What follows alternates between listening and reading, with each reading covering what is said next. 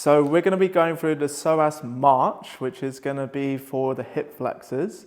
So Nereus, what he's going to do is kind of sit down on the floor. He's going to try and get one foot inside the strap of the cables.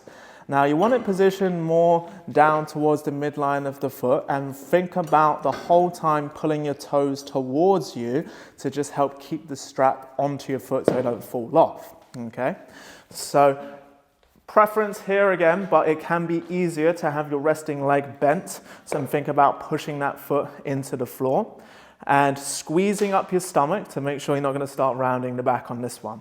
Think about bringing the knee as close as you can towards the chest, holding that position for a few seconds and slowly returning to that starting position with that little bend in the knee.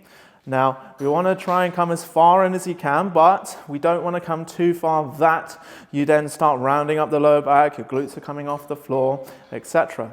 Now, we can start thinking about when we're pulling that knee towards your chest, think about making a right angle with your legs. So having your knee still in line with the heel, but then we can then bring the knee further across a little bit, so it's kind of crossing beyond that line of the hip, but having this foot in line with the knee can get a bit more of those tiny little muscles around the hip rather than the quad taking over. Remember, one part of the quads does travel across the hips.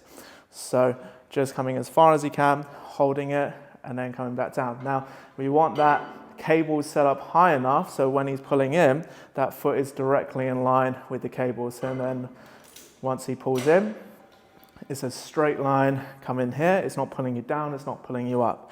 And then once he's finished, he can then come back in and then just drop his foot on the floor, comes out very easily from the strap, and then that's it.